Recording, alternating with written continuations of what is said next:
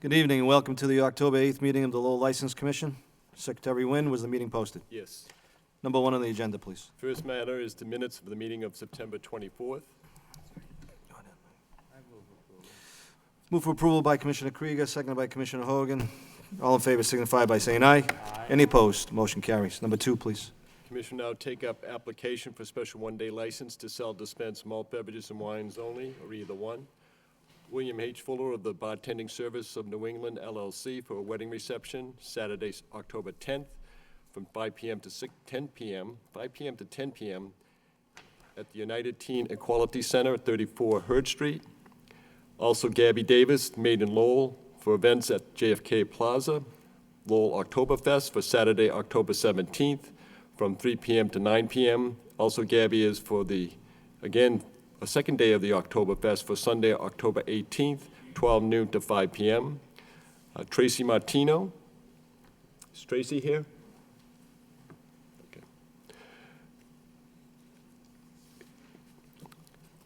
When we'll move Tracy to the end. Okay. Okay. State your name for the record, please, both of you. My name is William Fuller. I'm the owner of the Bartending Service of New England. Good evening, Mr. Fuller. How are you? And well, just add Ms. Davis to the lectern, please. State your name for the record. Good evening, Gabby Davis with Maiden Lowell. How are you, Gabby? I'm doing well. How are you? Very well. Both of you have held these licenses in the past, I know. That's Yes. correct. Any problems, Captain Webb, with any of these licensees? No, Mr. Chairman, no problems. Thank you. What's a Maiden Lowell, Gabby? What's this for? This is for the Lowell Oktoberfest. 3 to 9, 12 to 5. Questions, comments from the other commissioners? Move approval. Move for approval by Commissioner Hogan, seconded by Commissioner Krieger. All in favor signify by saying aye. Aye. Any opposed? Motion carries. Good luck with all your events. Thank you. Thank You're all you. set. Oh, by the way, Mr. Chairman, Mr. Fuller had filed an application earlier this afternoon, which could not be on the agenda, but I will review it for the sake of the commission. It's an upcoming event, and it will be scheduled before our next regular meeting, which is October the 22nd. That's fine. Thank you. Thank you. For License Commission ratification, issuance of a special one-day license to sell, dispense malt beverages and wine only, or either one, on October 5th, 2015. Tracy Martino of the Aramac for the Boston Tooling Networking event that was held at 110 Canal Street, Tuesday, October 6th, at 3 p.m. to 8 p.m. Tracy has been a regular applicant. This particular matter fell between the scheduled meetings of the board, and we anticipate that Tracy will be coming to the meeting this later. Thank you. Number 4 on the agenda is the application for a special events permit for amplification of sound for outdoor public entertainment. Gabby Davis, made in Lowell, Inc., the sound system for live music, the Mad Bavarian Band for the Lowell Oktoberfest for Saturday, October 17th from 3 p.m. to 9 p.m. and Sunday, October 18th from 12 noon to 5 p.m. at the JFK Plaza. Once again, state your name for the record, please. Gabby Davis with Maiden Lowell. The Mad Bavarian Band. I know Commissioner Hogan was the lead singer in that band years ago, but Oh, back in the day. back in the day. Those days are Questions so and over. comments from the board? Move approval. Move approval by Commissioner Hogan, seconded by Commissioner Krieger. All in favor signify by saying aye. Aye. Any opposed? Motion carries. Ms. Davis, good luck. Thank you very much. All right. Commission will now take up application for a special one-day license to sell, dispense all alcoholic beverages. Isabel Chavez of the Holy Ghost Society for events at Holy Ghost Park, 65 Village Street, starting with the Madeira Night for Saturday, October 10th from 6 p.m. to 1 a.m., the Graciosa Night for Saturday, October 17th from 5 p.m. to 1 a.m., the Portuguese Night for Saturday, November 7th from 6 p.m. to 1 a.m., and a wedding on Saturday, November the 14th from 5 p.m. to 1 a.m.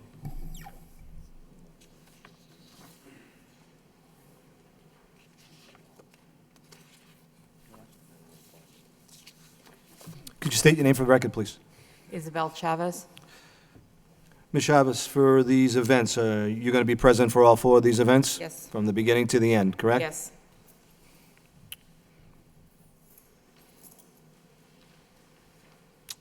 Commissioner Hogan, Commissioner Krieger, any further comments?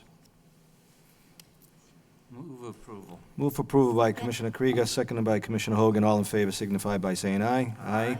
Any opposed? The motion carries. Good luck with the events. Thank you very much. Before you leave, Ms. Chavez, can you just hold on one second, please? Also, for License Commission ratification, the issuance of 2 licenses on September 28th, the special one-day license to sell, dispense all alcoholic beverages for Isabel Chavez of the Holy Ghost Society for Holy Ghost Park.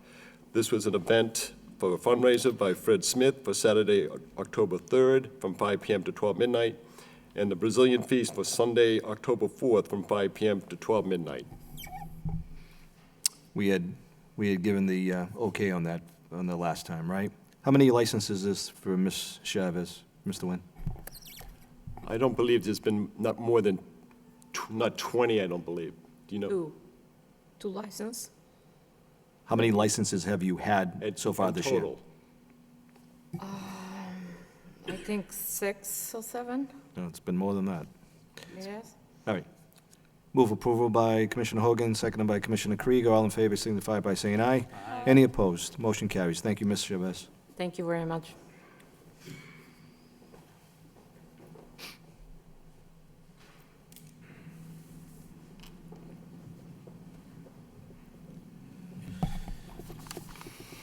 Commission will now proceed with hearings, starting with number 7 on the agenda, the hearing for the LNS Liquors, Inc., Bun Song Chun manager, the all-alcoholic beverage package store licensee at 2 Dover Street, on the allegation of misconduct as charged by William M. Taylor, the superintendent of police, for violation of Mass General Law, Chapter 138, Section 34, for the illegal retail sale of alcohol beverages to a person under the age of 21 years on September 3rd, 2015, this being a Lowell police compliance check. Good evening. State your name for the record, counsel. Good evening, Attorney Catherine Flood, 549 Rogers Street, and with me is Bunsun Chun, who's the manager of LNS Liquors. Thank you. Would you like the complaint read to the record, Attorney No, Flood? we can waive that. Thank you. Floor is yours. Well, we received notification of the violation. The liquor store has been owned by LNS Liquors for approximately 15 years and run by Bun's family. It's a family-run business. The currently employed there are Bun's sisters as well as Bun himself. They have not had any violations that I'm aware of in the past couple of years. We have not appeared here. The employee that was present on the evening in question is no longer employed by LNS Liquors. If I may correct you, Attorney Flood, there was a hearing on August 22nd of 2013. It was LNS Liquors? Yes. Violation is acknowledged by us, and the communication was placed on file. Okay, Okay? was not familiar with that. And Mr. Chun was the owner and operator at that time. Correct. He has been the manager for several years. Mr. Chun, do you remember that violation? And that was brought before the License Commission that, 2 years ago, well, if it's on file, I guess that's probably the violation then. I don't recall, but you don't recall being in front of this commission? I don't remember it either. but We were here, obviously, if yeah, it's we on were here, fire. yeah. Secretary Nguyen? Well, I just wanted to help Mike with his remembering. Yeah. There was a time when you may have come in without a legal counsel. It took 2 notices because you missed the first scheduled date of a meeting for a hearing. I think it was scheduled for June. And as a follow-up, you finally came before the commission in August of 2013. Oh, that's James. And there was a question posed to you about a prior violation, and you did admit that there was no violation at LNS Liquors, but you did acknowledge the fact that there had been a violation at King Liquors at that time. Oh, that was James. Okay. You didn't represent it. It was Yes. James. Yeah, What do you- I understand that. Fine. When you, do you recall now? Okay. And when you did come in front of this board, do you remember the violation and who served the patron at that time? It was one of our workers, too. You may speak into the lectern, unless It you was want one of our unless you want your workers. attorney to speak for you. Yeah, it was one of our workers. Not the same worker No, as no, this he's not. violation? He's gone. I'm sorry, you still have the floor. Attorney Flood, I apologize. I have nothing further. All right. Commissioner Krieger? Yes, why was the employee terminated, and what training had the employee received before this incident?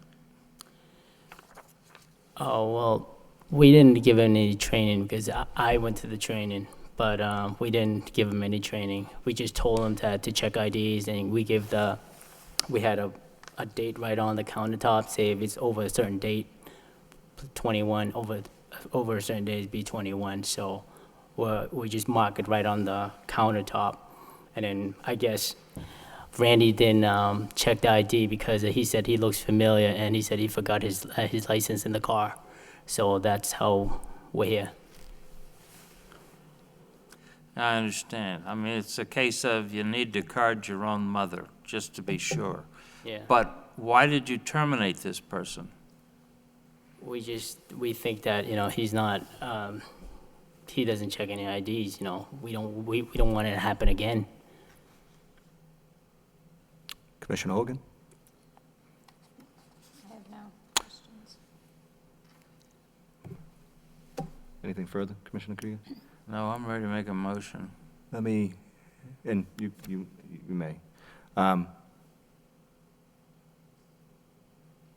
was going to make a motion that we'd have days held in abeyance, but your answer to Commissioner Krieger's question was a little bit alarming to me, in that more than your clerk was that as a responsible owner, you're supposed to train that person, and you just said in front of this commission that he had no training. I train him. That's why we have that number right on the I don't know, countertop unless, did I mishear? to check. I believe he didn't have any formal training, such as a tips course. Not a tip But- course, no. Right. But Boone, as manager, We tell him trained the the date. employee as to how to check IDs, what to look for, what they need to do when they're employed by LNS Liquors. Commissioner Krieger, you? I move 3 days suspension, 2 held in abeyance. I would second that motion. All in favor signify by saying aye. Aye. Any opposed? Secretary Wynn, Commissioner Krieger, do you have a certain day? We'd like to make sure Secretary Wynn has enough time to get it out to the licensee. I don't have a certain I would day. make a motion that we hold that one-day suspension 15 days from now on a Friday. Second.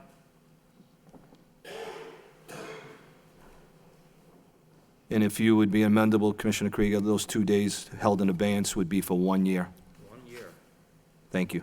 May I have the dates, please? What's 2 weeks from today, the 8th, so it's 14th, 22nd, 23rd is a Friday. Yep. 1-day suspension on October 23rd. 2 days will be held in abeyance, Secretary Wynn, for 1 year. Attorney Flanders, obviously you know that you can appeal this decision for the ABCC, Yes. if you deem so. But 1 day. Mr. Chun, Yes. you don't want to come in front of this board again, okay? Thank you. Thank you. Good evening. Thank you.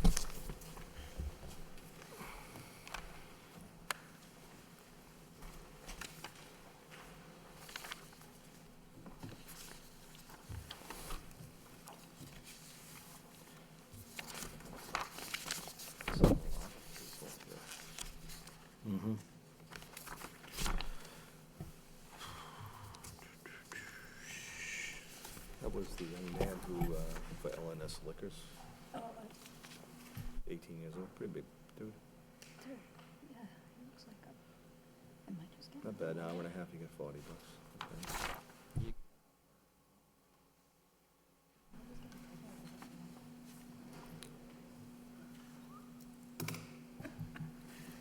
Commissioner Snott with number 8 on the agenda. This is one of 3 scheduled hearings pertaining to Mill City Ballroom, Inc. The first being a hearing for Mill City Ballroom, Inc., doing business as Mill City Ballroom, Joel Asadorian, manager, the all-alcoholic beverage restaurant licensee at 74 Merrimack Street, on the allegations of misconduct as charged by William M. Taylor, the superintendent of police, for violations of law and regulations which took place on the licensed premises at 74 Merrimack Street on July 24th, 25th, 2015.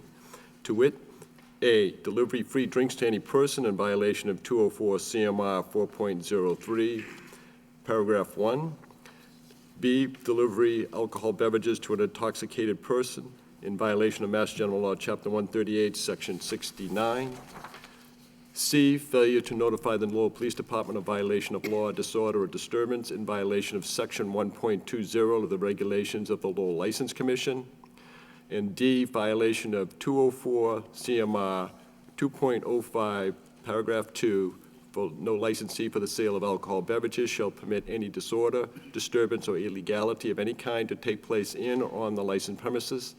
The licensee shall be responsible therefore, whether present or not. In addition to the above described violations, illegalities which took place on the licensed premises included assault and battery on a family or household member, willful and malicious destruction of property over $250, and threatening to commit a crime involving serious bodily injury.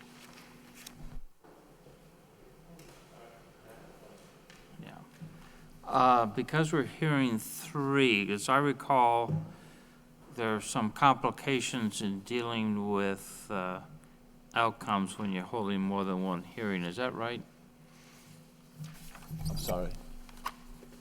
There are certain complications of holding three hearings on in the same meeting, some restrictions on punishments. Is that right? In the past, we've had some issue here. I'm sure counsel can offer the better explanation, but my understanding is that any disciplinary action taken at the first hearing couldn't necessarily be part of an action taken on the second hearing or subsequent to that. Could or could not? But not, because the right to appeal is there for the licensee. Attorney Veloso, could you add something to that? Yes, because these are three separate violations, whatever penalty that is imposed cannot be for combined hearings. So if you impose a penalty for one, say, disciplinary matter that's scheduled for point 8, you couldn't then say, have that discipline that you impose count for 9 and 10 as well.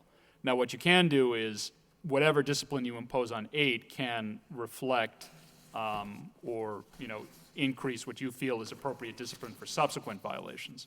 So if you impose discipline for let's say, the first violation, and then you find that there's been a violation for a subsequent incident, say for points 2 and 3, the penalty that is imposed for those violations can be increased or reflect the fact that there was a previous violation for 8.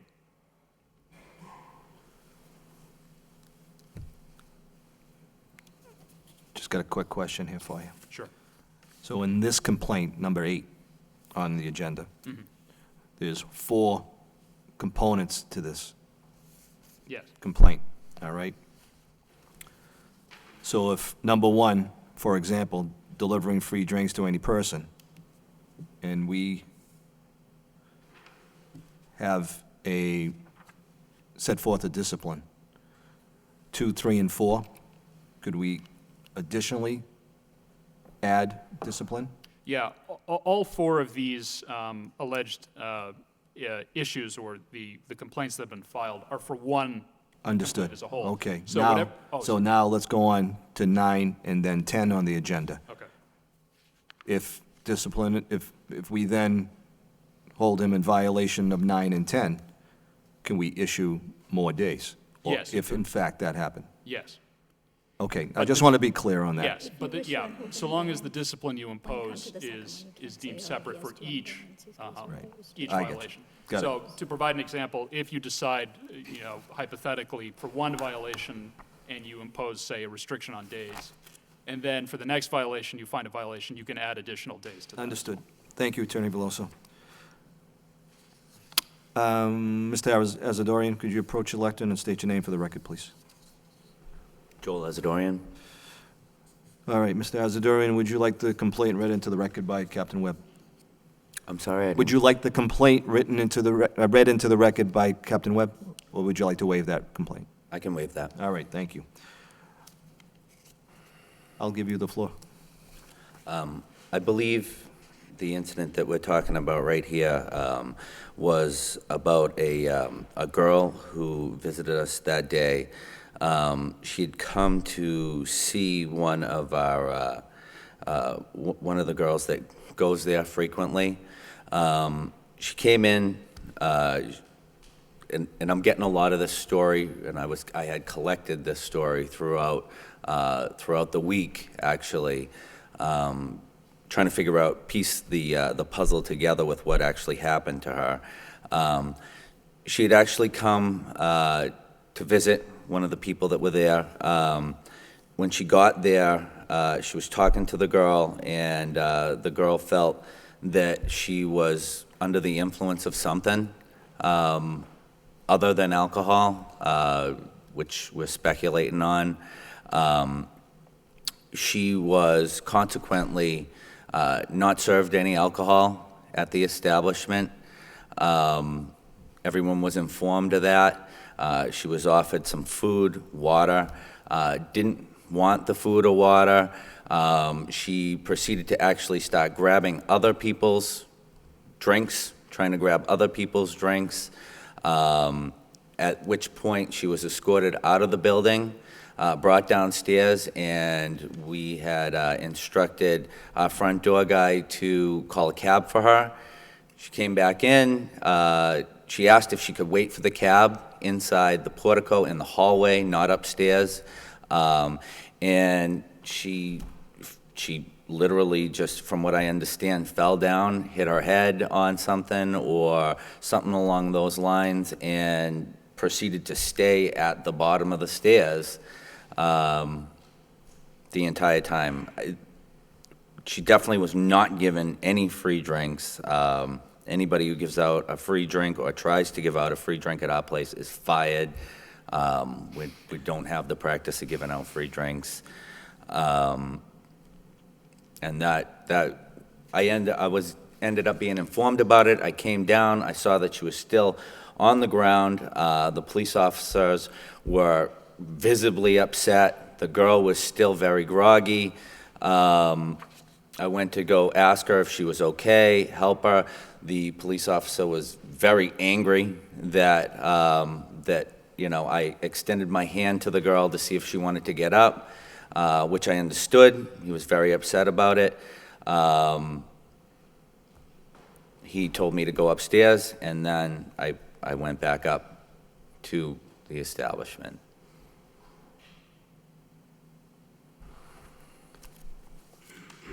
I ended up reporting this a couple days later because the people that were involved had already left. I wasn't able to get a full story. I did end up reporting a couple days later, a couple or a few days later. I know I'm supposed to report much sooner. I did contact Ryan Wynn and let him know what was going on. He acknowledged the fact that I had sent him the information, and, this came sometime after that. Captain Webb, do we have a police report for that complaint, for this complaint? Mr. Chairman, I think Mr. Azadorian is addressing the wrong item on the agenda. That his recitation of events vaguely resembles number 10 on the agenda for tonight. Well, I was thinking that too. incident. I was going to stop him, but if we look at number 10, I do have the narrative from Officer Bouvier. So that is number 10. So I think I'm straight with that. I was going on the same wavelength as you, but number 10 is number 10 here from Officer Bouvier. The other one is a different one. Number 8 is Officer Bouvier Number 8 is? and Detective Mercia.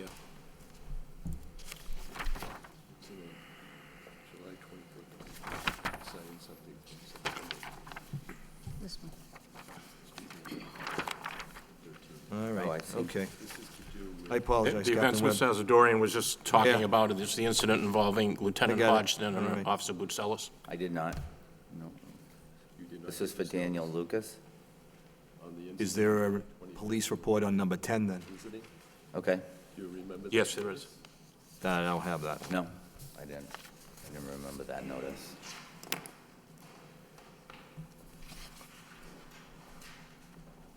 Okay, so are we clear here on complaints or not?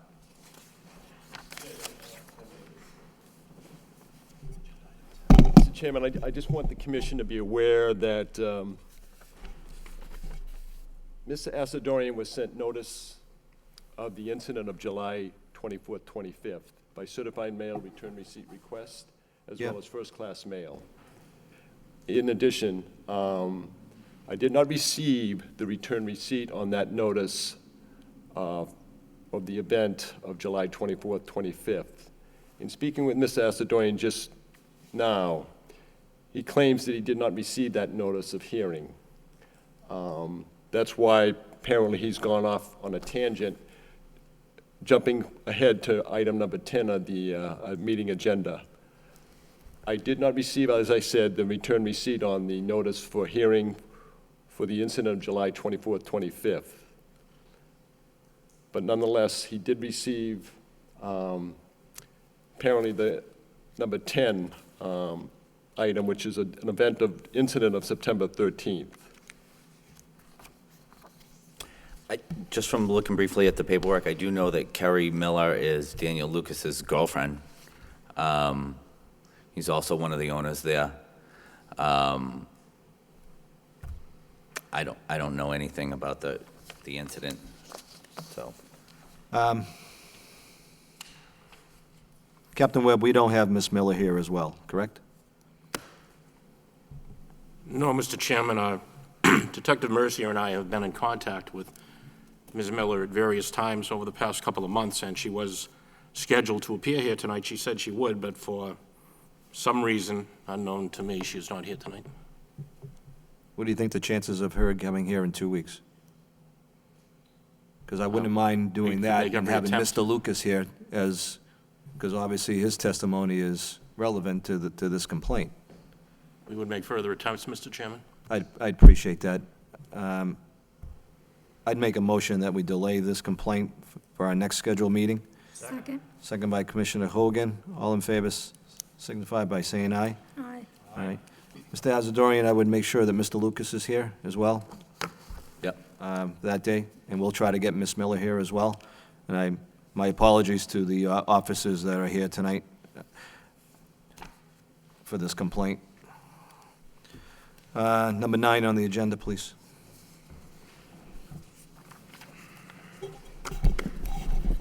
Commission now open up hearing for Mill City Ballroom, doing business as Mill City Ballroom.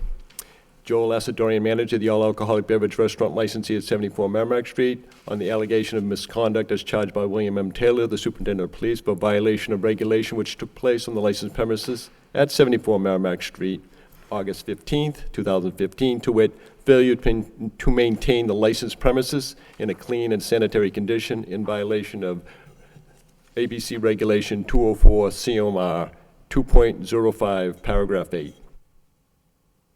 Mr. Asadorian, approach the lectern and state your name for the record, please.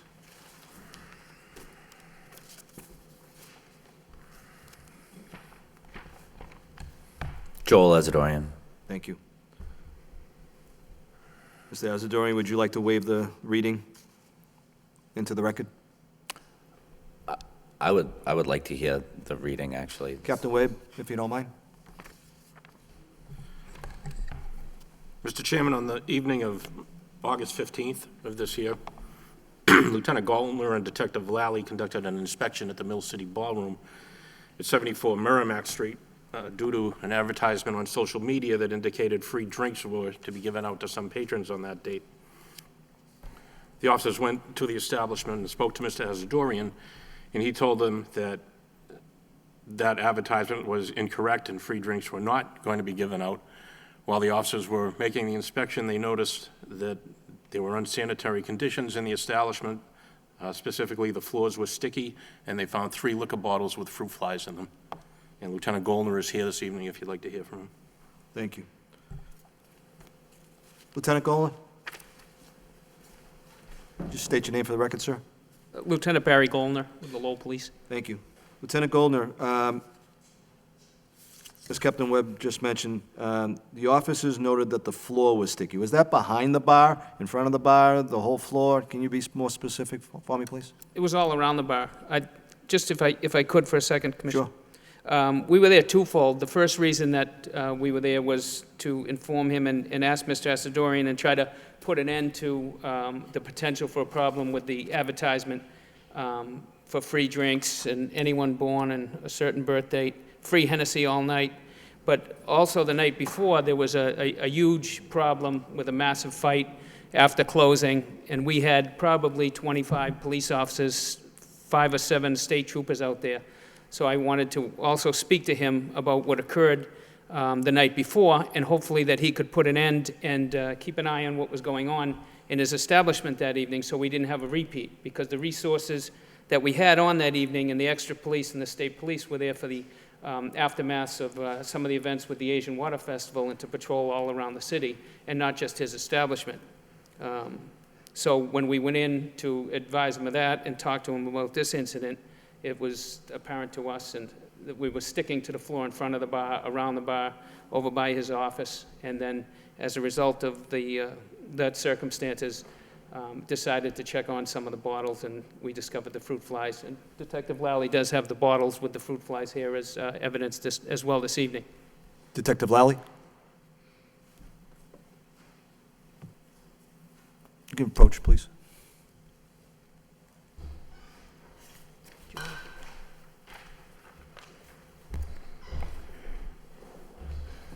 you doing, Detective?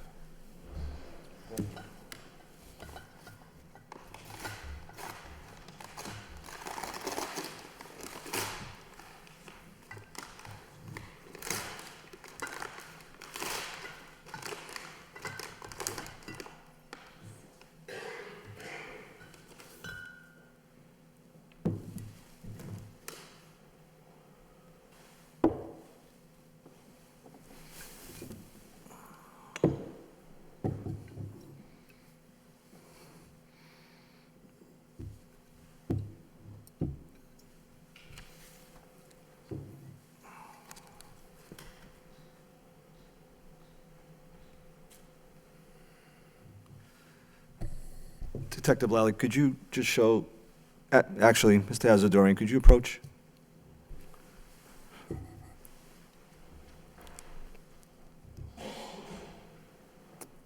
Just want to make sure that you feel that those are your bottles and they were taken at your bar that night? I believe they were. Okay, thank you very much. You can approach elected. I'd like to ask you another question. Detective Lally, thank you.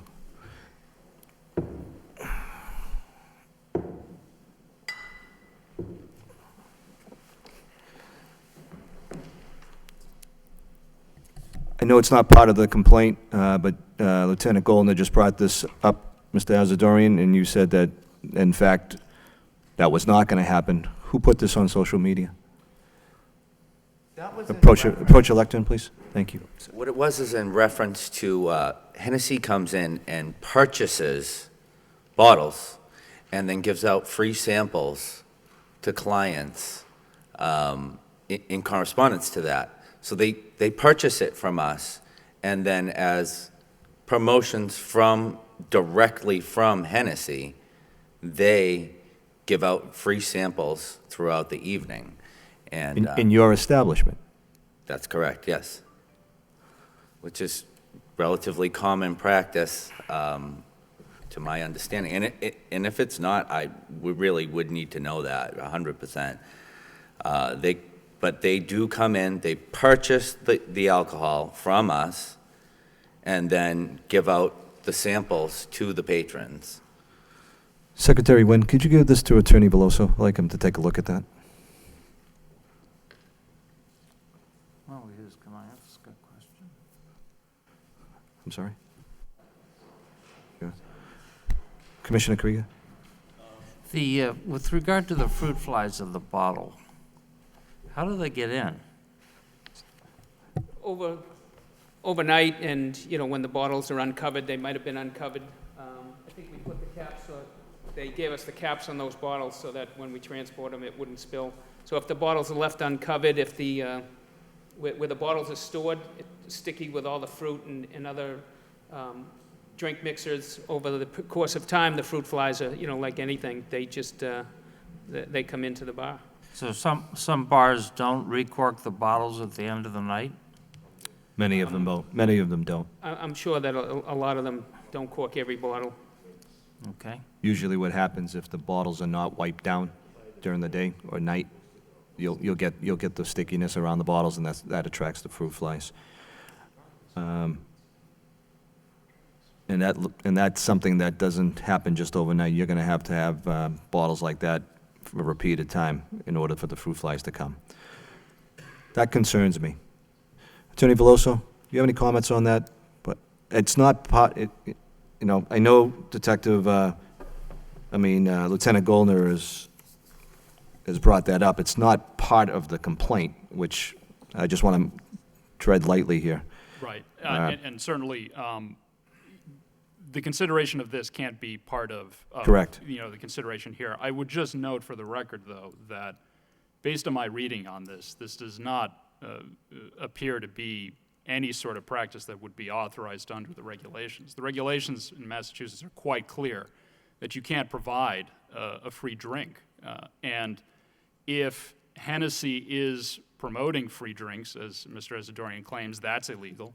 And regardless of that, no. Yes, even though Hennessy is buying the product off of him, it's still being served to the patrons at no cost. Correct, which is a violation of the Right. regulations. I want to make sure I was correct in my assumption. And to be quite frank, Mr. Asadorian, that's bartending 101. I mean, I want to make sure I was correct, but you just said you'd like to know if that's not, Absolutely. we're talking about a responsibility of a responsible manager, and you're flunking 101 right now. Concerning the fruit flies, I don't know what's going on over there with that. I can address. Please do. Please defend yourself.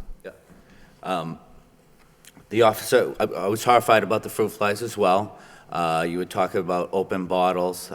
Those bottles had been open a little bit prior. We had not opened up the establishment yet or served to anybody from any of the bottles. We had found that a slice of lime was actually left in one of the wells. It had gotten missed. There was a bunch of stuff there. We had just begun taking off the caps, because we do cap absolutely everything every single night, and we hadn't done our inspections of any of the bottles yet. You know what? No disrespect, I don't buy it. I've been in the bar business. I've owned a bar. Bottles are supposed to be wiped down every night by your bartender, and that's how you get fruit flies when you don't do that for a certain amount of days. That's what happened. It's not a lime that night.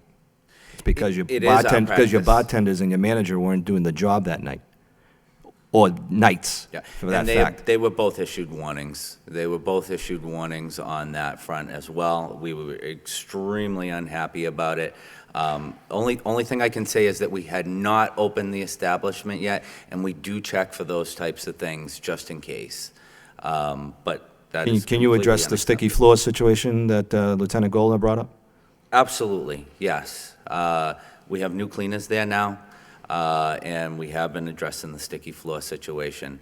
We've done very well with the flies, with the fruit flies, and They've done very well with you. well, we failed in this particular circumstance. There's no doubt about it. But we are diligent with it, and we do try to keep a very clean establishment as the best that we can. People stay hours afterwards, and we have separate cleaners come in, and they're all gauged to, wipe the bottles down. It's all part of our practice. There's no question about it. We were extremely disturbed by that. I mean, we have over 150 bottles behind the bar there, and those three, it was right on the edge. We were disturbed by it as well. I know you're the manager of record, but who manages the bar for you? I manage the bar. My sister My sister handles a lot of the money there for me. She helps out. All right. Yep. Lieutenant Golan, could you approach your lectern one more time, please? Thank you, sir. The floor, did you feel as though it was just maybe the prior night that the floor was sticky, or do you feel like there was some negligence? I mean, it could have been, I wasn't there the night before, but apparently he had a large crowd, and he was concerned Okay. he was going to have another large crowd on that evening as well. So it could have been from the night before, but I have no idea, really. Thank you, sir. Commissioner Krieger, Commissioner Hogan, anything further? No.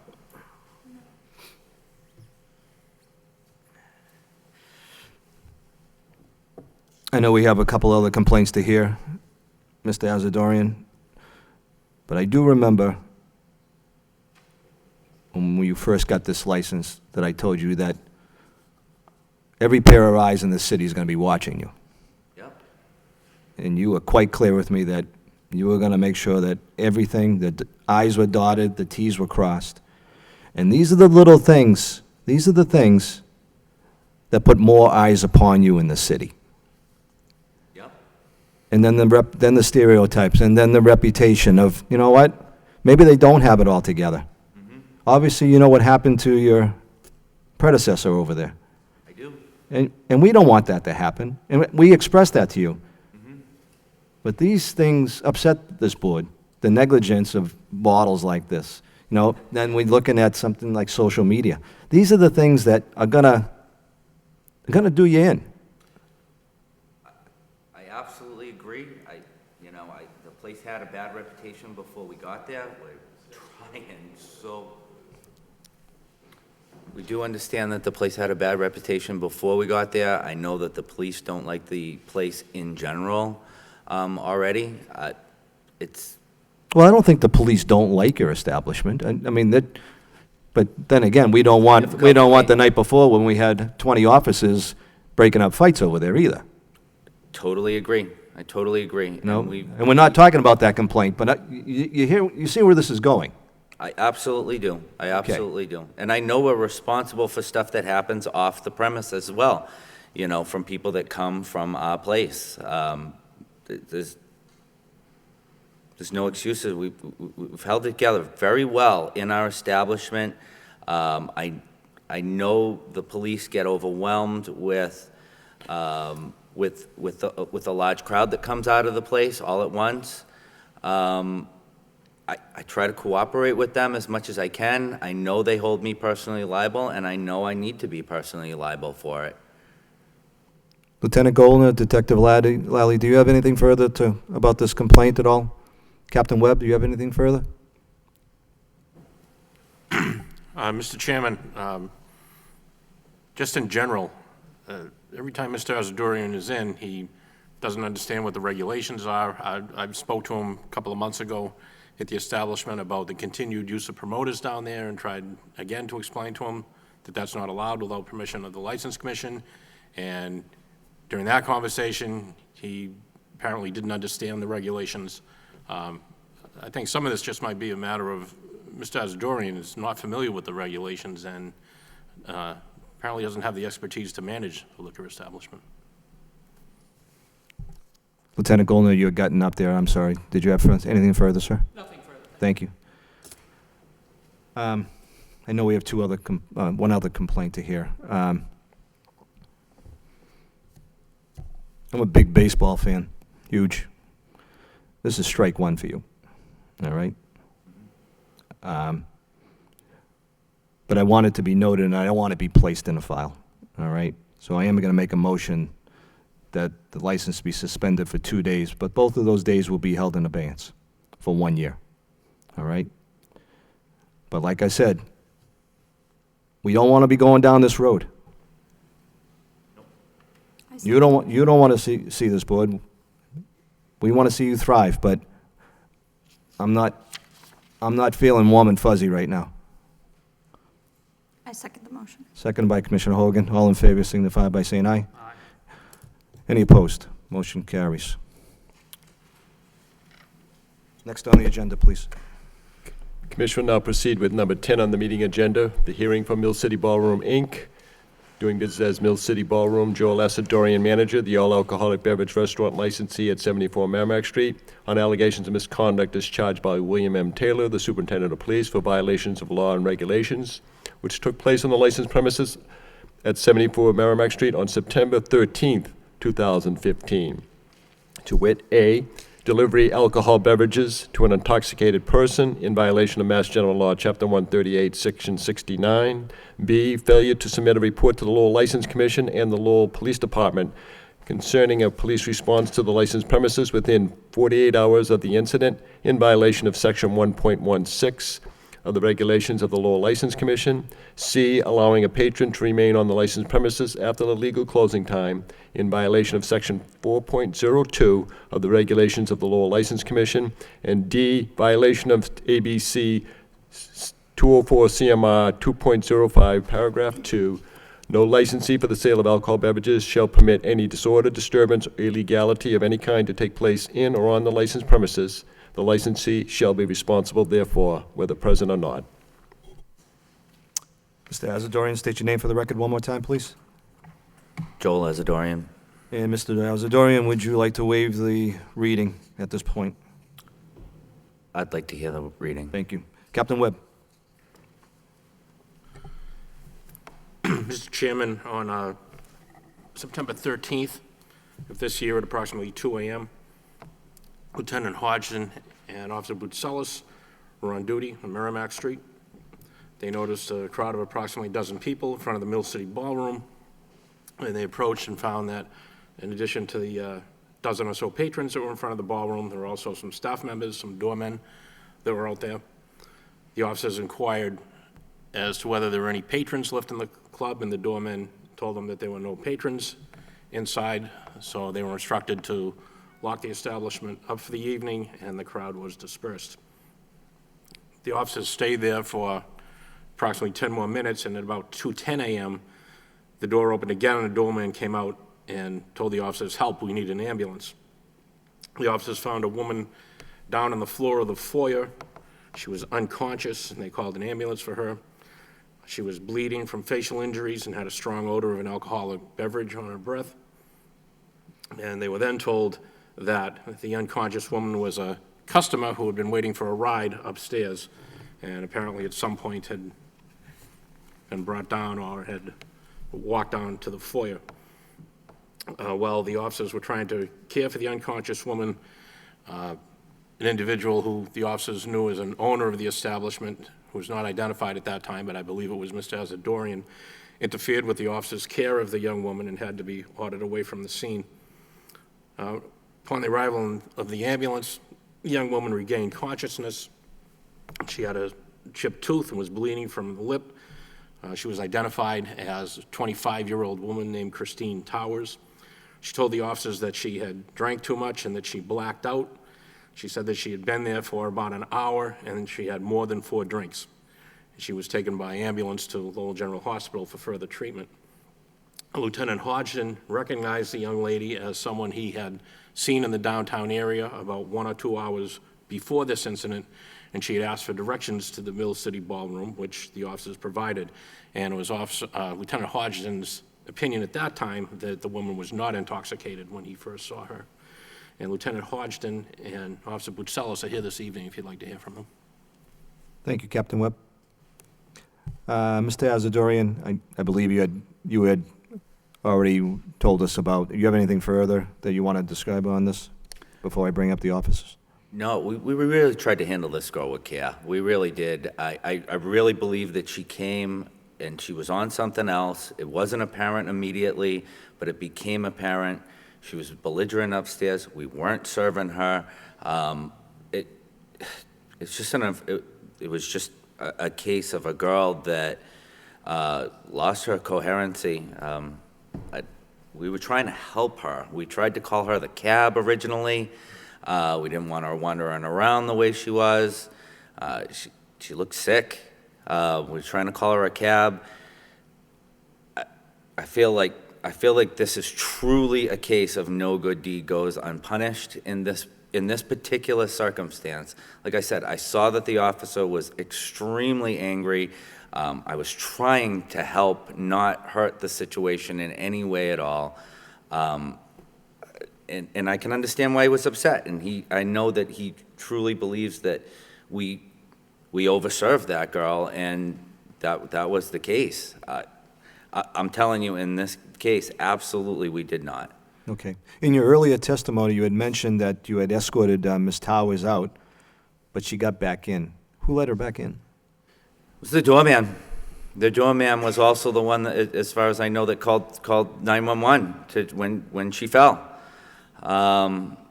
He said she looked disoriented out there. He didn't want her wandering around on the street, and he made the judgment call, when she said, "Hey, can I sit down?" to come into the establishment and sit down. She wasn't upstairs in the bar area. She was downstairs. She didn't make it up one stair. She was literally on the landing. I mean, if you know the ballroom, there's 70 stairs before you could even get up to the establishment. Yep. We were really trying to help this girl. In this particular circumstance, we were really trying to help this girl. Lieutenant Hodgson? Good evening, sir. Good evening. State your name for the record. Lieutenant James Hodgson, Lowell Police Department. In reading, Captain Webb mentioned that you felt that Ms. Towers was not inebriated when you first saw her probably an hour before entering the Mill City Ballroom. Is that correct, sir? Yes, it is. Did you talk to her at all? Yes, I encountered her on Palmer Street. Yep. Here, she was coming from the Market Street garage. Okay. She was walking alone. Myself and Officer Santiago at the time were standing at a fixed post, and she approached us and asked us for directions to the Mill City Ballroom. And, So you saw her coming from the parking garage? yes, from that general direction, yes. General direction, okay. She told us she wasn't from the area and wasn't familiar where the ballroom was. Captain Webb, we tried to get Ms. Towers here at all? Yes, I've been in touch with her. I spoke to her as late as Tuesday of this week, and she assured me that she would be here this evening, and again, for some reason unknown to me, she is not here. Lieutenant, anything further? Yes, when we spoke to her, I did not smell an odor of alcoholic beverage on her breath. She spoke clearly and concisely to us. As she was approaching us walking, she walked in a normal manner. She wasn't staggering or having difficulty walking when we observed her early in the evening. And then later in the evening, when we did encounter her again inside the foyer of the Mill City Ballroom, she had a strong odor of alcoholic beverage on her. She was upset, agitated, crying, apologizing. How long after was that? Probably within an hour to 2 hours after. This is about 2:10 a.m. when we encountered her we got the call to go over to the ballroom. I don't mean to be precise, Lieutenant, but you said 1 hour or 2 hours. It makes a big It was difference. sometime after midnight. I'm not sure the exact time. And what time did you see her initially? Sometime after midnight. After midnight, and then you saw her at 1 o'clock, 1:30? 2:10 a.m. when 2:10 Officer a.m., Porcellis so- and I were summoned by the personnel when they called for help with her.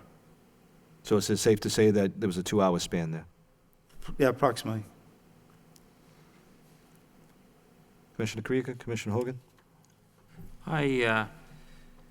Item C, I can understand keeping the patron inside the building, waiting for a cab.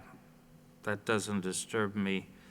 The over-serving an intoxicated person does disturb me. Is there anyone else from Mill City Ballroom here that can talk to this issue? Mr. Asadorian, did you bring a bartender or anybody with you?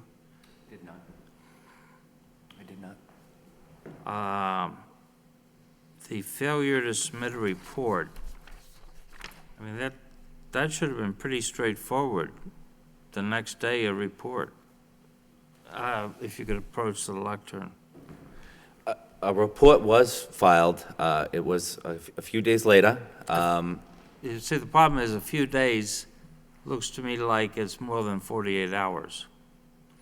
I would agree, and I was trying to collect information when we're not open on Sunday, Monday, Tuesday. This was a Saturday incident. I was trying to get additional information. I agree. It's my view that an interim report is better than no report at all. Dear Mr. Nguyen, thus and such, I'm looking for this and that and the other thing. Mm-hmm. An interim report and then a subsequent report. I'm bothered about A and B. That's something that I can absolutely practice in the future. Officer Boutsellis. Good evening, sir. State your name Good for the evening, record. Commissioner. My name is John Boutsellis. It's spelled Boutselis. Thank you. Do you have anything further than what Lieutenant Hodgson? I'm reading your narrative. I apologize. Anything else further that you I have? was, as Lieutenant Hodgson stated, we arrived, we were actually checking another bar out at 2 a.m. at closing time up the street, the All-Star Cafe, to make sure exactly at 2 a.m. everyone's out of that place. If you're familiar with that, that's at the corner of Yep. Kirk and Merrimack and Kirk Streets. We then walked down to the Mill City Ballroom. We saw a crowd outside. Some were staff, some were patrons. We talked to the staff. They assured us that everybody was out of the bar. We didn't see this woman sitting in the foyer of the bar. We didn't see anybody sitting on a chair in the foyer of the bar at that time when we were at the door. We waited for our partners to come along and then to resume our patrol. We were flagged down frantically by a doorman. One of the doormen we had seen earlier, he'd stated the girl had fallen off a high sort of bar chair that was in the foyer and apparently fell on her face. When I got there, she was face down. There was one, I believe, staff member there who said he was a medical technician. He was kneeling over her, and I said to him, can you clear her airway so if she threw up, she wouldn't throw up on herself? And he gently tilted her head so she was on the side. That's when I could see she was bleeding from the mouth. I stayed with her in that doorway for maybe 10 minutes or so until the fire department and the ambulance arrived. I did have an encounter with Mr. Asadorian. I didn't know his name at the time. I knew him as an owner. He had introduced himself in the past to me. He attempted to move the girl. He went right up to her and he grabbed her by the back of her shirt and attempted to lift her. And it seemed to me he was more concerned in getting her out of his foyer than the proper medical care. That bothered me. The other thing that bothered me, and he was correct, I was quite upset at that. The other thing that bothered me was his testimony that he had a girl that may have been on drugs or on some substance in his bar, acting in a strange, bizarre manner, and he didn't call for the police, the fire department, or an ambulance to have it taken care of. He decided to keep her there, wait for a cab, which I think is irresponsible, to say the least. We did stay with the woman until the EMTs came. They put a cervical collar on her as a precaution because she did have a head injury, a facial injury. In the ambulance, she said that her teeth were sore. One of her teeth at that time was broken. We attempted even to look for her. We couldn't find it in the lobby area, but she had been bleeding from the mouth. She had an injury to her lip. She did wake up. She told us her personal information, and she told us that she had at least 4 drinks, and to the best of her recollection, she was there for about an hour, and then she blacked out. She had no recollection of the fall in the lobby, how she got to the lobby. Thank you, Officer Boutsellis. Appreciate it. Thank you. That begs another question. Mr. Asadorian, do we know what bartender was serving Ms. Towers during this hour? It was Vinny. I don't have his last name right at the top of my tongue right now, but I can get a statement that she was definitely that he saw her. He made the statement that he didn't think he should serve her, and she was stopped. I do know through further investigation later that she was trying to grab others. She was trying to grab other patrons' drinks.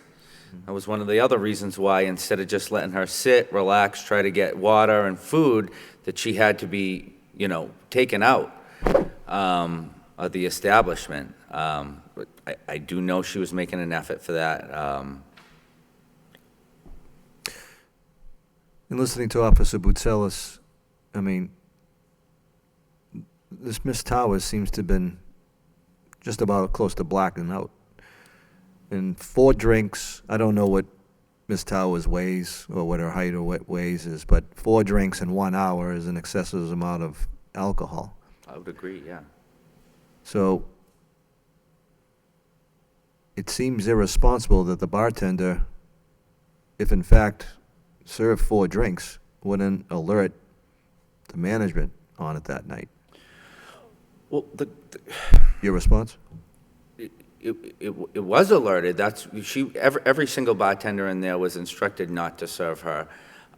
In fact, right towards the beginning of the person that she came and visited, the girl, and she's asked to not be named because it was, I guess, some kind of relation, with them, was very displeased and, came to the bartenders, and we instructed all the bartenders not to serve her because the girl that she had come to see told us that this girl's off her rocker right now. So why not at that time escort her out of the establishment? We were just trying to take care of her and not let her be hurt. We like I said, we did offer her food. Let's talk about the hour then. Let's talk about the hour. All right, Lieutenant Hodgson and Officer Boutsellis, I'm sorry, Lieutenant Hodgson and I believe it was Officer Santiago at the time, stated that they didn't think she was inebriated or smell any alcohol at that time. You're saying when she got into your establishment, she had already been drinking. Is that No. All I'm right, not saying so that. No. all right, so in that hour or so, she was being served, looks like 4 drinks in that amount of time. I don't believe that to be the case. I know that's her statement, but I don't believe that to be the case at all. From what I had talked about, within the first half an hour of her being there, she was told that she couldn't drink. And the girl that she was talking to, she went directly up to her and conversated with her, as far as I know, for about a half an hour, to which time the girl states that her pupils were dilated, though we have no proof of what was going on. I can't make an allegation to what I don't know happened prior to, but her pupils were dilated. The girl told the bartenders and us to not serve her, and we didn't. Just hold on one second. Officer Boutsellis, can you come up to the lectern one more time, please? Mr. Boutsellis, you've been a Lowell police officer for well over 20 years, correct? Almost 30 years, sir. You look so young. Can you tell me, in your expert opinion, was Miss Towers inebriated? She was quite inebriated, yes, sir. Thank you, I appreciate it. All right, so this is the dilemma here, all right? I have a police officer with almost 30 years of experience who knows when somebody's intoxicated, and you're telling this board that you did not serve her after a certain amount of time, and that she was also not escorted out of your establishment. Is that true? She was found she was trying to take other patrons' drinks. So she was not done, and then we found out she was trying to take other patrons' drinks. Okay, and at that time, did you escort her out? At that time, she was escorted out. All right, and okay, so how did the injury occur then, at that point? She was taken out, Yeah. and then she seemed disoriented outside of the establishment. She asked, we told her, can we get you a cab? Yep. She asked if she wanted to get a cab through the front door, man. The girl then asked, can I sit and wait for the cab? And we allowed her to do so. Commissioner Krieger? So did you talk to a lawyer about this before you came before us? No. Did you consult anyone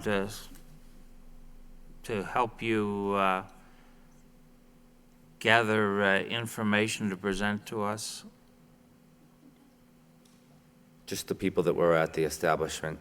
But you didn't bring them with you? I did not today. Didn't bring any signed statements? Okay. Thank you.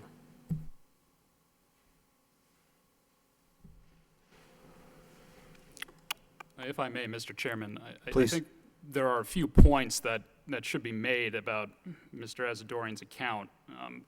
The first point I would respectfully suggest to the commissioners is that, given the testimony of the officers that were present and witnessed this incident, as well as witnessing her state when she was injured at the establishment, I would not deem Mr. Asadorian's account of what occurred credible.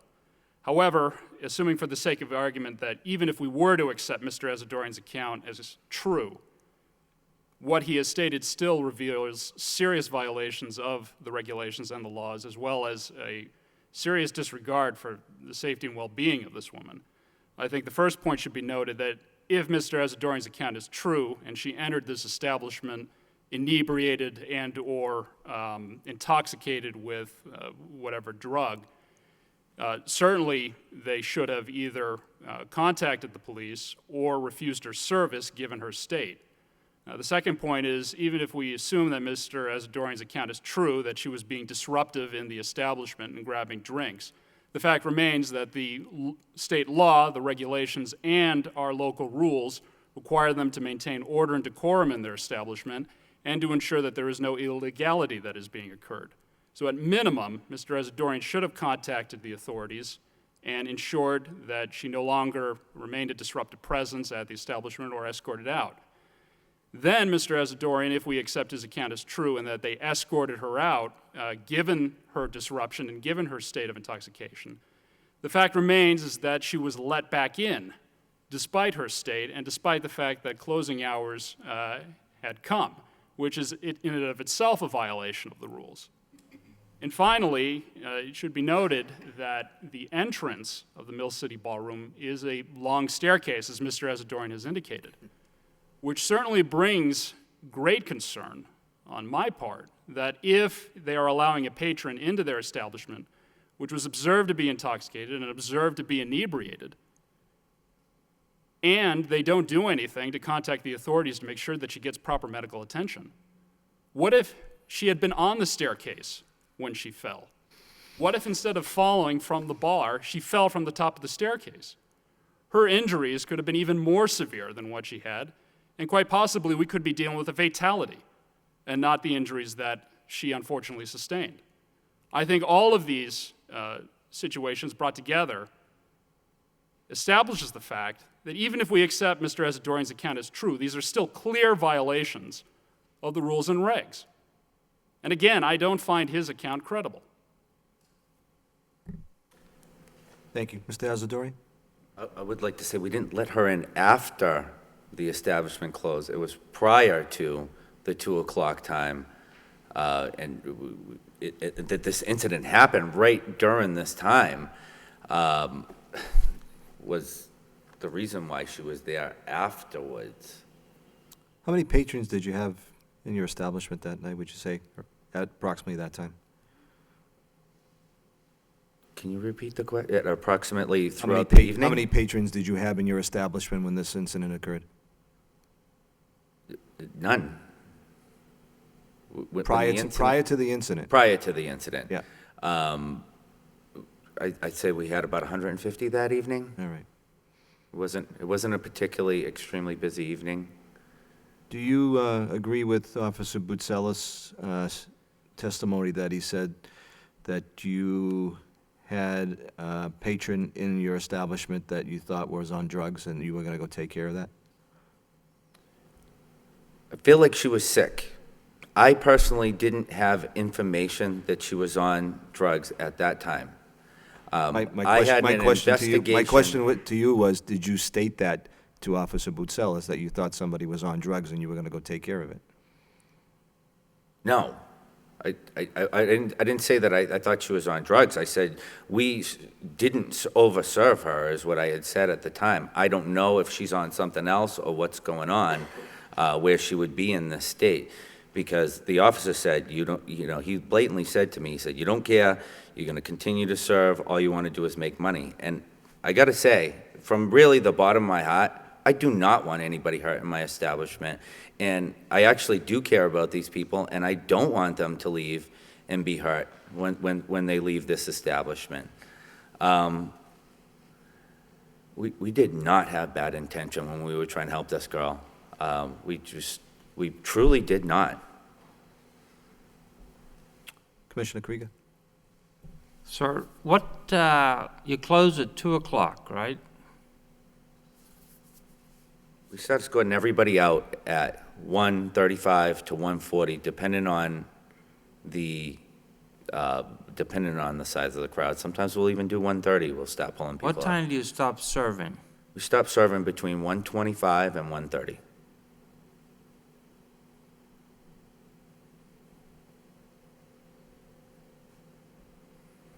Commissioner Hogan? Mr. Asadorian, you didn't think that it would be helpful to bring one of your bartenders to say that they didn't serve her, or the girl who you claim that went to the bartenders and said, please don't serve this girl anymore? I mean, anyone, you didn't think that that would be helpful? I can bring statements. I'm sure that I'm pretty sure that they'd be willing to come in. But my question more is, you didn't think that it would be helpful if you had them with you tonight? I guess I'm somewhat confused in what you thought was going to take place here when you came in. Given that it took several days for you to file a report with us because you had to collect the information, even though you were there, I guess I'm just wondering what it is that you kind of thought. You didn't think you should Well, I contact didn't an escort her out of attorney? the building. I didn't see what actually happened down when the incident occurred down there. You just tried to move her after she passed out. She was down, and I recall the incident much differently. I remember her being crowded by several people around her. Everyone, I felt like she was semi-coherent, and she was looking around, and she looked scared. There was a lot of people around her. I said, give her a break, give her some air, is what I said. And then I asked her, would you like to get up, is what I said. It looked like she had tried to move forward, to sit up a couple times at that moment, and I asked her that. Now, that was my true belief of it. I'm sorry, let me just interrupt for a second. Is this the same woman that we're saying was unconscious? Yeah, but she wasn't, when I was down there, she wasn't completely unconscious. She had her eyes open, she was looking, and she just looked nervous that she was there, and I know that she was surrounded by people. Were you by any chance drinking that evening? Not one drop. In fact, I never drink at the establishment. Officer Boutsalis, one more time, please. I'm not sure if Mr. Asadorian understood my last question, because in your testimony, you had said that that he had to go deal with another issue in the club that he thought drugs were involved. Is that correct, or did I I do believe him stating something to that effect, that there was some sort of narcotics involved. And that he had to go take care of that beside the situation that was occurring with you there. Is that, or am I? Oh, you mean in regard to this particular female? Well, there was that female, but was there another instance of some other drug violation going on in the club? No, Okay. I interpreted as he was referring to her. To her. Possibly being under the influence of something. She Okay. had taken something or was on something based on his statement of his observation, his staff's observation of her. Did you think she upstairs. was on drugs, or did you think it was alcohol? She was drunk. She stunk of alcohol, and she had all the manifestations of being drunk and passing out. She did wake up when she got into when she was being placed into the ambulance. But the bottom line with me is she was an unconscious woman with a visible head injury, a facial injury, and my anger with his attitude as he came down. Maybe he didn't see her when we first got down there, because he wasn't down there when we first got in there. But we were standing by. We were waiting for the ambulance to come. We were all situated in the foyer area, and he came down and he started to move her, and that's what I was very upset. As a matter of fact, I did tell him to go back upstairs. I told him to go back up to his office and to get out of here, because he was interfering with our care of what at that time was a patient, was an injured person. Thank you. Thank you, sir. Officer Boutsalis, I'm sorry, just one question. So, Mr. Asadorian stated that when he got down there, he thought she was looking around and seemed scared and wasn't sure of maybe where she was, or, is that correct? You're saying she was unconscious?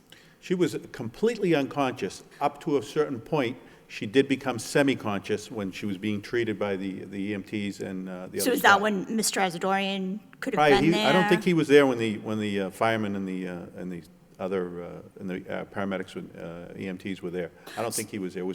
It was prior to. She was completely lights out. So I'm just trying to figure out if she was unconscious, head down, bleeding, how it is he thought that she was looking around and conscious? Yeah, if he was there at the point where she was being lifted up and placed in a cervical collar and boarded, he may have seen her alert and awake at that point, but that was much later than when we first arrived there. Okay. Thank you, officer. Mr. Asadorian, how many bartenders were on that night? 4, And that bartender, Vinny, is he tip certified? yes. To me, I'm trying to break it all down, but this just seems to me a case of over-serving. That's what this seems to me. I don't think, respectfully, I mean, Officer Boutsalis has been an officer for 30 years. I think he knows when somebody's drunk. I really do. And as a bar owner, I know as a previous bar owner, I know when somebody's drunk, and I escorted them out, or I called the police and make sure they were escorted out. And if it was 4 drinks in 1 hour, I bet you she was. Do I think that you had good intentions in trying to help her? I absolutely do. I do. But I think this is a case of over-serving. I really do. I really would have liked to have your bartender here to give some testimony, but it's basically what you saw, and nobody else is here to defend you. You know, that bartender who actually saw Miss Towers grabbing other people's drinks. I mean, what was happening during that time? You know, why wasn't she escorted right away? You know, I think the bartender was irresponsible that night. I really do. And it looks like that Miss Towers was with that particular bartender for that hour, nobody else. So if he's tip certified, not good. Not good at all. Commissioner Krieger, Commissioner Hogan, anything further? I don't. I think that you've summed it up.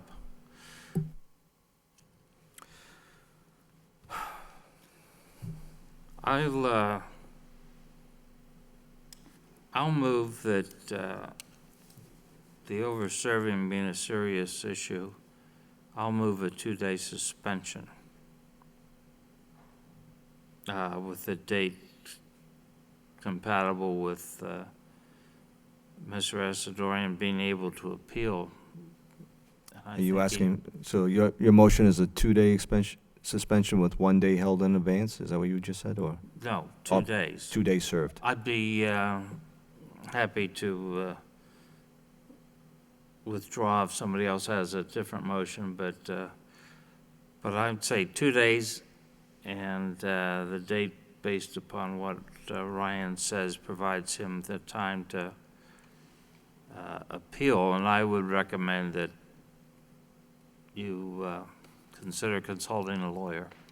May I would suggest, Commissioner Krieger, that we do 3 days with 2 to be served and 1 to be held in abeyance for a year. Any particular days of the week, Commissioner Krieger or Hogan, that you would like those suspensions served? Yeah, I would say Friday, Saturday.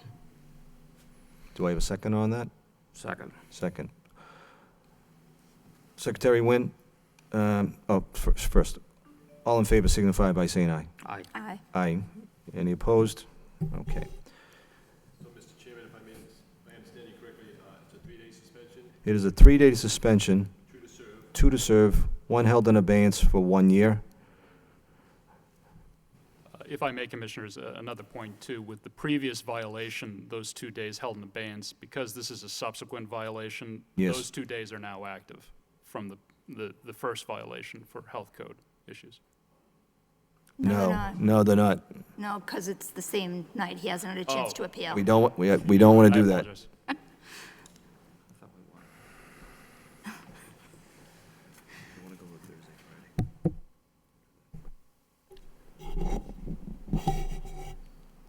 So to reiterate, if I may, just to reiterate, it's a 3-day suspension, 2 to serve, 1 to be held in abeyance for 1 year. Dates will be set shortly, if that's okay. Or do you want to set? What are the you da- comfortable with, Mr. Nguyen, the two-week timeframe? Well, certainly, we know Mr. Sidorian's business is active on a Thursday, Friday, and Saturday evenings. So I would recommend, if the board is so inclined, that the days of suspension be served on Friday, the 30th of October, and Saturday, the 31st of October. I don't want to hurt him that bad. Yeah, I was thinking that we were thinking the 29th and 30th, Thursday and Friday. He is, well, just, if I may, he's a weekend operation. Right. No, I agree. I'm just thinking maybe the following weekend. Why don't we, I see what you're saying, 5, 6, Yeah, it's Halloween weekend, or 6, 7, the 30th, 31st. Okay, 6th and 7th? yeah. Okay. Mr. What? Asadorian, you're not open on Thursday? Yes, we are. Yeah. So I would have gone 5, 6. Yeah. I would amend that motion for Thursday and Friday, Mr. Nguyen, rather than Friday and Saturday. Agreed. All in favor signify by saying aye. Aye. Any opposed? All right. Ryan, you good with that? So that'll be Thursday, the 5th of November, and Friday, the 6th. Yeah. Yep. Mr. Asadorian, you do have the option to appeal with the ABCC.